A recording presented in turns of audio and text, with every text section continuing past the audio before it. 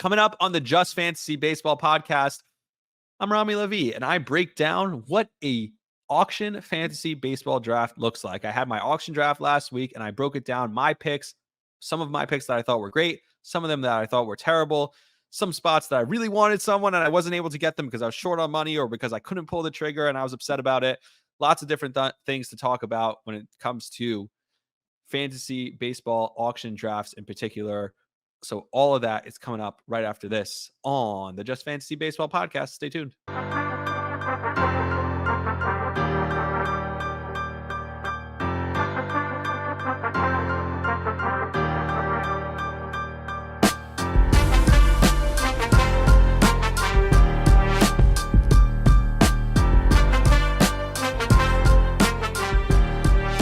Welcome back to the Just Fantasy Baseball podcast. My name is Rami Lavi. Vince is out today.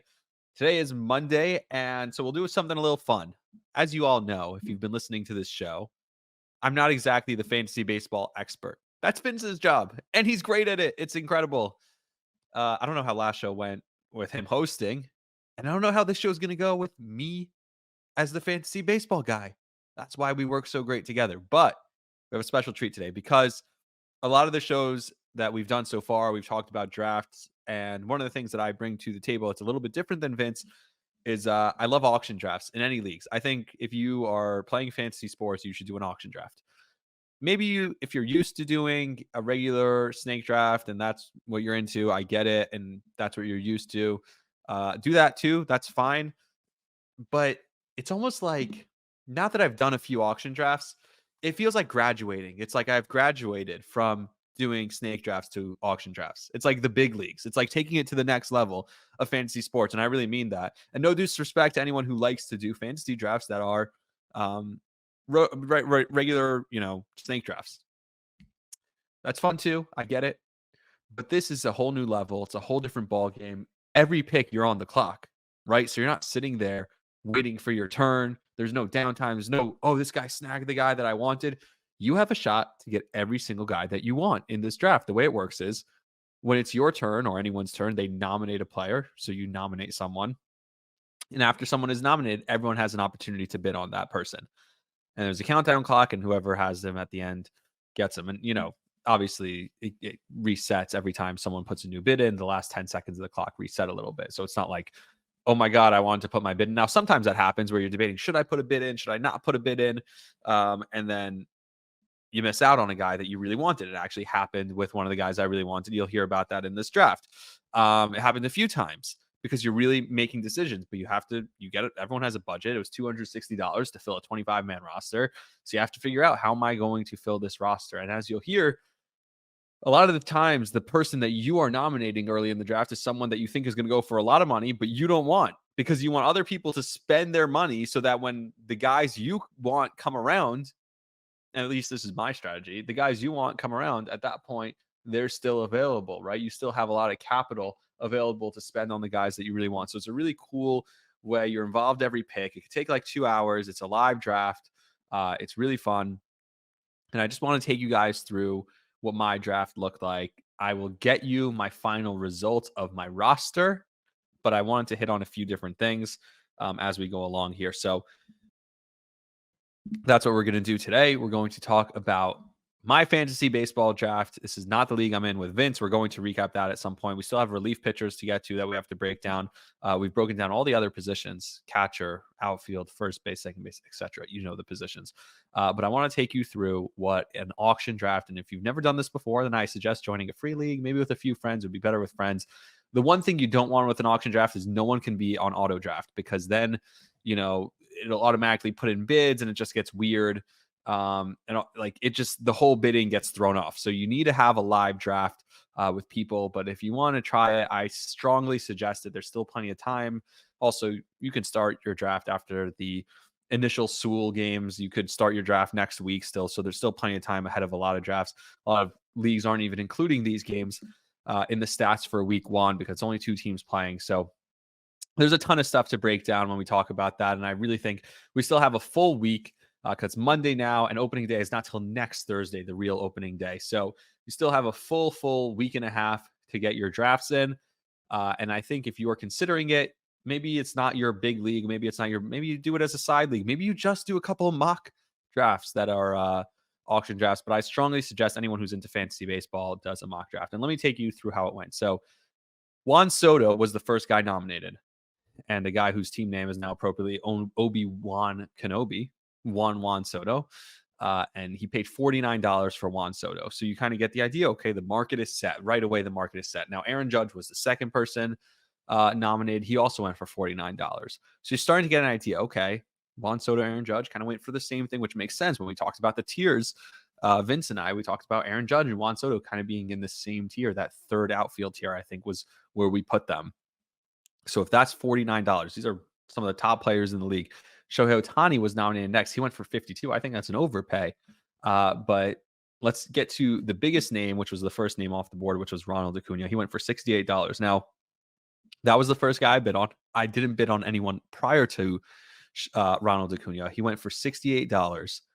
And again, you're thinking now, and this was, I'll tell you, the guy who got Shohei Ohtani is the same team that also got Ronald Acuna. So his strategy was, I'm going to get two of the top guys, and I don't care. I'm going to get two of these top guys, and the rest of my players might be $1, $2 players. But if I have Shohei and Acuna, my team has a really good shot at winning this league. And he's right. He paid $68, which is crazy for Ronald Acuna, but he was dead set on getting him. And you'll see a little bit later, I was dead set on getting someone. And I ended up getting him. So let's jump to that. So again, you go down the list. Some people are nominating people like Jackson Holiday got nominated 9th. So this is a guy who probably would be a $1 or $2 player later in the draft. But because people have capital right now, you're getting people to waste valuable dollars. 5, 6, 7. He went for $7 on Jackson Holiday because he was nominated early in the draft. Same with Giancarlo Stanton. Probably would be like a $1 player. Definitely would be a $1 player, which all the players at the end of the draft become $1 players pretty much when everyone's out of money and all they have left is their minimum that they can spend, which is the $1 per pick so that they can fill out a full roster. And Giancarlo Stanton went for $5 again because it causes a bidding war. So there's strategy with who you nominate. Sometimes you want to nominate expensive guys. Sometimes you want to nominate guys that wouldn't be expensive. And either you get them for $1, you nominate them for $1, you get them for $1, or something else happens and all of a sudden now there's a bidding war and someone gets them for $6 or $7 and that guy's $4 short later in the draft. And those $4 can make a big difference later in drafts. Now, I just want to hit one more thing. 17th overall. So we're 17 picks in and I'm sitting there and I don't have a single guy on my team yet. And that's how it works sometimes. Sometimes you're 17 picks in and you're looking, here's who went. Here are the top 17. Juan Soto, Aaron Judge, Shohei Ohtani, Ronald Acuna, Spencer Strider, Julio Rodriguez, Bobby Witt, Garrett Cole, Jackson Holiday, Corbin Carroll, who I did bid on. He ultimately went for $53. Pete Alonso, who I bid on, also ultimately went for $35. Giancarlo Stanton, Trey Turner, also bid on him, did not get him. Corbin Burns, Francisco Lindor, who I bid on, he went for $26. And I felt like, I probably could have gotten him there. William Contreras also went for $15, did not bid on him. And then Zach Wheeler went for $28. And Zach Wheeler was where I kind of broke because at this point I was like, there's 17 guys off the board. I really wanted Zach Wheeler and he went for $28. And I had my finger on the 29 to bid for $29. And I should have done it. I should have pulled the trigger and I didn't. And I was mad at myself. And at this point, I'm like, damn, I could have gotten Zach Wheeler, who's a pitcher who I love, who's reliable, who's a great starting pitcher to have on your fantasy roster. And now all of a sudden I had this feeling like 17 picks in. There's nobody that I have yet. What am I going to do? So the next guy was Matt Olson, but I didn't want to bid on him. He's $40. Freddie Freeman's still on the board. And I really wanted Freddie Freeman for one specific reason, because I didn't get him in the fantasy draft that I had with Vince in that league. And we'll talk about why I didn't end up with Freddie Freeman. If you've heard the show, you know that I feel like I should have Freddie Freeman on that team right now. I don't. It's upsetting, but I'm over it, kind of. But I was dead. Like, I was focused on getting Freddie Freeman and Bryce Harper in this draft. So I'm like, all right, I'm holding out. I'm keeping my money. But when Zach Wheeler went for only $28, I was really frustrated. I thought I should have pulled the trigger on Zach Wheeler. $29 would have been a perfect amount to pay for Zach Wheeler, but I made up for it later on. So pick number 20 was the first pick that I landed, was the first guy that I landed. It was Kevin Gausman was also put up there, and he was at $27 and no one was bidding. And I wasn't thinking of bidding on him, but I saw $27 for Kevin Gausman. I'll throw 28 out there. If no one raises, I get him for 28, which I know is the same dollar price as Zach Wheeler. And I'd much rather have Zach Wheeler at $28 than Kevin Gosman at $28. But for $28, Kevin Gosman is a good price, and I have to get on the board here. I have no stud starting pitchers, and they're starting to go. That's also when you look at it, Corbin Burns was already gone. Obviously, like I already mentioned, Garrett Cole was already gone. So there's Spencer Strider. Guys are coming off the board already. And I'm thinking Zach Wheeler, who's my top guy, that would have been my ace. I have to pivot. I have to find another ace here. And I got Kevin Gosman at $28. That was my first guy off the board. The next few picks, I stayed out of it a little bit. Rafael Devers for $36, I think, is a great value play. My boy Freud he also got Corey Seager for $30, which is a great value play. And then number 26 overall was my second player. So now I had the 20th and the 26th player in the draft, which was Freddie Freeman. And I told you I was dead set on him. I thought the bidding went way higher than I wanted it to. I probably wouldn't have paid this, but because a bunch of first basemen, like I mentioned, Alonso was already off the board. Olsen was already off the board. There are a couple of guys, some of the big names, Acuna, and obviously Mookie Betts was already off the board. Mookie Betts went for $58. I figured this is the last really, really big superstar stud name on the board. If I don't get this guy, I get none of the superstars. Whereas if you're in a regular snake draft, you're going to get one of those top 10 superstars. At this point, I'm thinking if I don't get this guy, I have no superstars on my team. And sure, I'd have plenty of money to have a lot of really good players on my team, but you need superstars in fantasy baseball to win. I went for Freddie Freeman. I went $58, which is the same price point as Mookie Betts. Like I said, $5 more than Corbin Carroll, still $10 less than Ronald Acuna, but it's $9 more than Judge and Soto. It was $7 more than Julio Rodriguez, $10 more than Bobby Witt.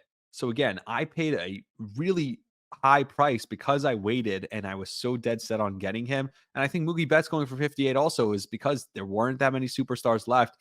And Kyle Tucker was already taken at this point. So because I waited, I was dead set on getting Freddie Freeman. I knew I had to make that jump, and I was like, I'll make up for it later in the draft somewhere. $58. Probably I would have liked him at that 53 range, more the Corbin Carroll range. But Freddie Freeman for $58, I knew I'd have to live with it. And I knew I'd have to get a steal later. And luckily, 3 picks later, that steal did come. Luis Castillo, who I would put right up there with Zach Wheeler, who I talked about. I love Zach Wheeler so much. He's one of my favorite fantasy starting pitchers. And $28 for Zach Wheeler, I got Luis Castillo for $23. And to me, that was the steal of the draft. At that point, I'm thinking, this is perfect. This is exactly what I wanted here. I got my steal. I have a 1-2 punch in my rotation. I'm not a guy who drafts starting pitching, who puts a ton of value into drafting starting pitching. But when I had the opportunity to get Kevin Gosman for 28, and I know Gosman's hurt now, that happened since my draft. But Kevin Gosman for 28, and now I have Luis Castillo for 23. To me, I was like, boom, I have that 1-2 punch in the rotation. This is my steal, $23. If you look at the price difference, I take Luis Castillo for $23 over Zach Wheeler for 28. Now, I would have loved to have Zach Wheeler for 29 and still have Luis Castillo for 23. But to me, this was a steal of the draft. This was a spot that I knew I could jump in, make up for those $5 that I spent, probably $5 more than I wanted to on Freddie Freeman by getting Luis Castillo there. So it was super awesome. I was really happy to get him there. The draft went on, and at this point, I'm like, all right, I have 3 players. I spent a lot of money already. I can chill for a little bit. And until another guy that I really want comes up, I'm not going to spend my money. So you're talking about from that point on, I just want to count it because that was, like I said, it was pick 29. I didn't pick again until pick 59. So we're talking about another 30 picks later. And in those 30 picks, a lot of good players went. Austin Riley, Vlad Guerrero Jr., Aaron Nola, by the way, went for $24. I'd rather Luis Castillo for 23 than Nola for 24. But again, that's what happens when people wait. Jose Altuve, Farmer Valdez, I'll skip a bunch here, but Nolan Jones went, Adley Rutschman went, Fernando Tatis went for $50. Gunnar Henderson, Zach Gallen, CJ Abrams, Mike Trout also went for $24. Would you rather Mike Trout for $24 or Luis Castillo for 23? Again, just trying to illustrate what a steal that was. Ellie De La Cruz went for 29. Again, I'd still take. Josh Hader went for 27. Luis Robert went for 30. Kodai Senga went for $4. I think that was one of the steals of the draft where I was like, oh, I really want to pull the trigger on this, and I didn't, and I kind of regret it. And then we get to pick 58, and I was like, I gotta pull the trigger again. Here's another guy that I was dead set on going into this draft, and that was Bryce Harper for $44. So now I'm set up. I have Harper and I have Freeman. I have those two great, and I got them for 44, which again, there was a bidding war. This is an overpay. I agree. I admit it. Pete Alonso went for 35 and Matt Olson went for 40, and I paid 44 for Bryce Harper. But at that point in the draft, pick 58, a lot of that top class guys are already gone. And I overpaid for Bryce Harper because I knew I wanted him. I was dead set. I knew that I had some shrewd moves that I could make at the end of the draft. I also knew that I made up for the overpay already with Luis Castillo. I had a few extra dollars in my head. So I was like, I can do this. And again, another steal was going to have to come a couple picks later. And sure enough, pick 61, there was an opportunity for a steal. I didn't think I was going to get this guy going into the draft, but Gleyber Torres was available. I bid $16 on him. That was enough to get him. I mean, think about it, $16 for Gleyber Torres, the production he's going to give you. For reference, 2 picks earlier, Bo Bichette went for $29. I think their production could be similar this year. Gleyber in a contract year. I've already talked about how high I am on Gleyber Torres. $16 for Gleyber Torres. To me, that's great, great value. And I was really happy with that pick. And that's what you have to find. You have to find some of those steals if you're going to overpay in some areas. Jose Ramirez went for $42 a few picks later. You know I love him. I wasn't able to get him. The next pick I was able to make was not until pick 92. And it was another guy who I'm like, this is a guy who at this price point, I love him. That was Spencer Steer. His eligibility, all infield and outfield positions other than shortstop and catcher. That's perfect. I got him for $18, $2 more than I got Gleyber Torres. And again, a couple of picks later, $16, I got Logan Gilbert for only $16. So to me, it's like, yes, I overpaid for the guys I absolutely needed to have.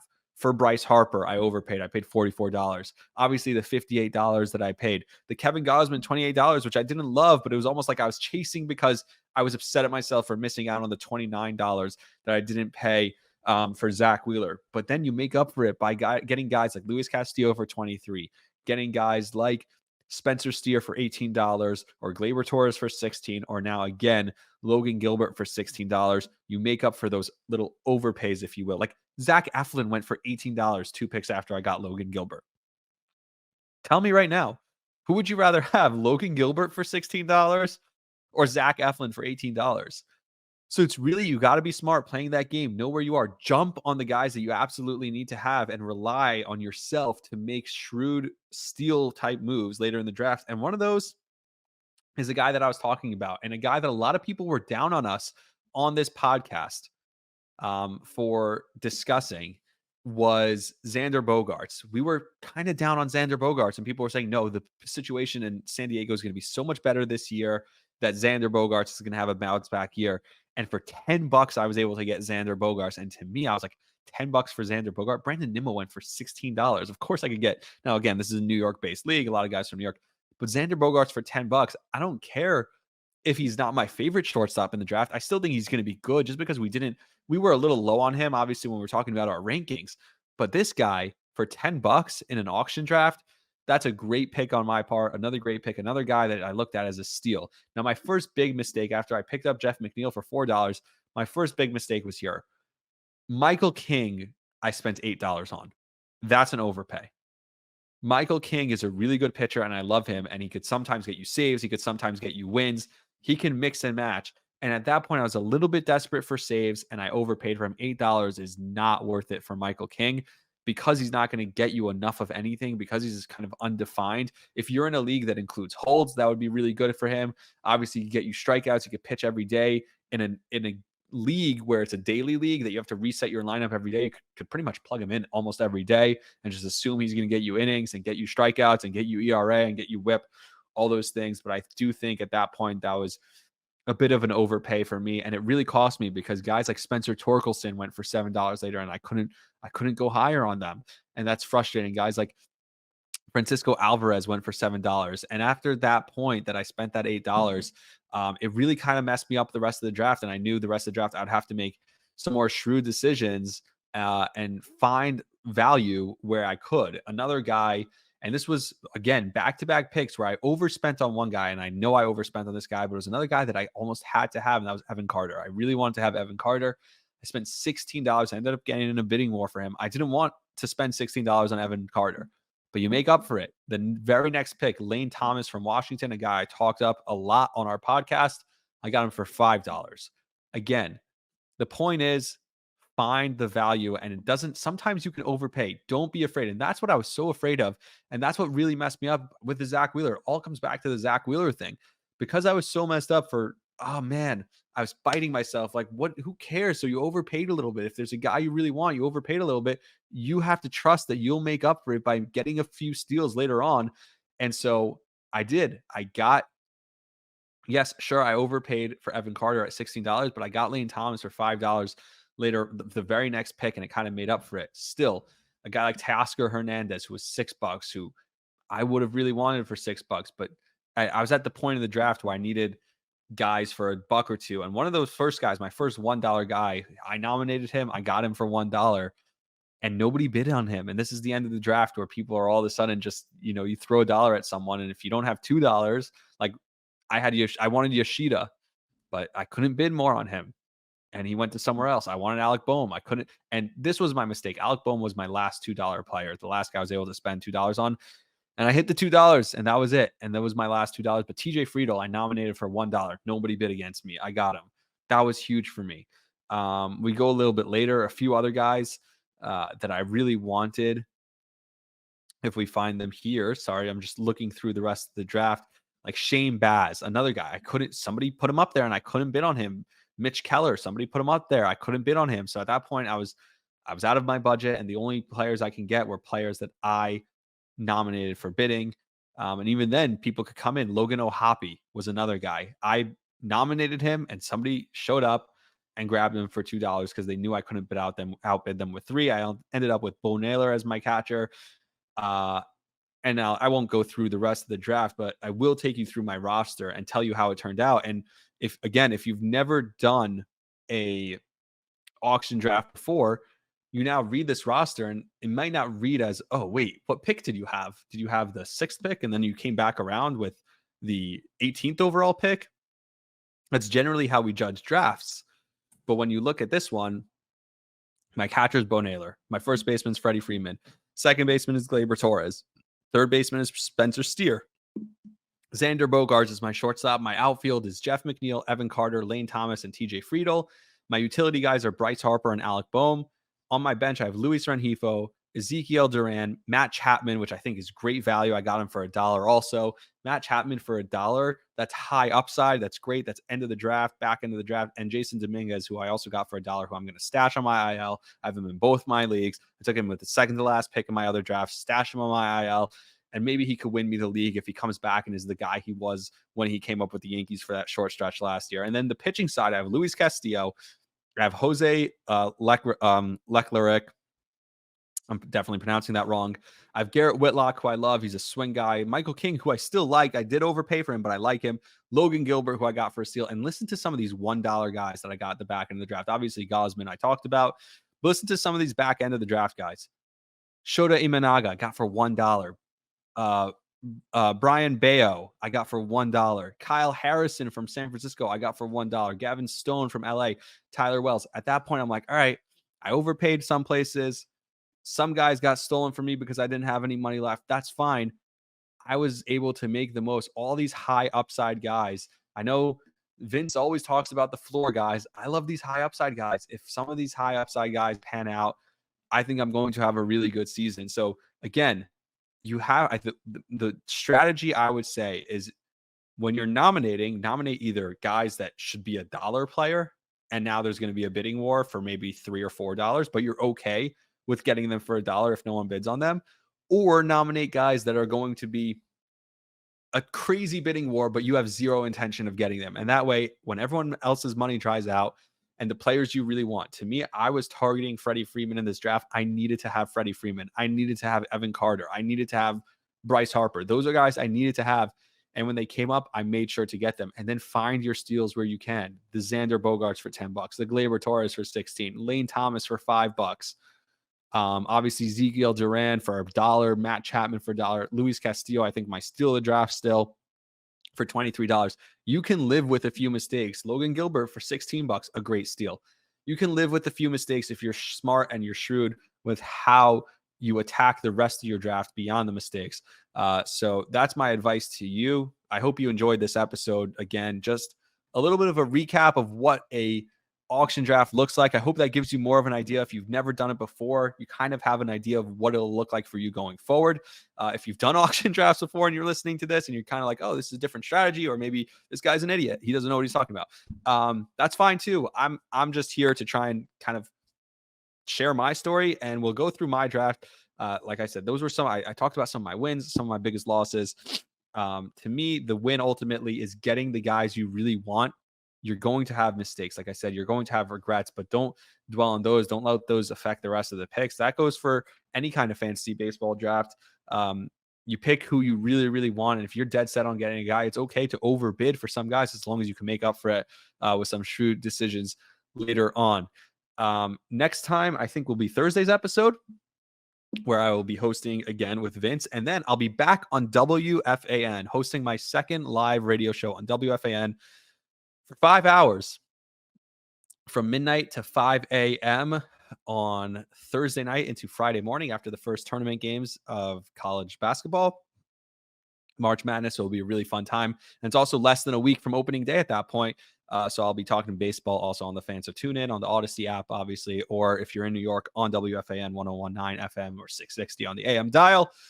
Until next time, please, guys, like, subscribe, share the podcast. Next episode, we're going to come back. We'll either do relief pitchers or we will recap. I think we'll probably do relief pitchers, but maybe we will recap mine and Vince's draft so that you guys can hear it. We're also going to do a best ball draft next week, probably at some point, that we can just talk about, and then you guys can follow throughout the season, which will be fun. Just a league that Vince and I will join.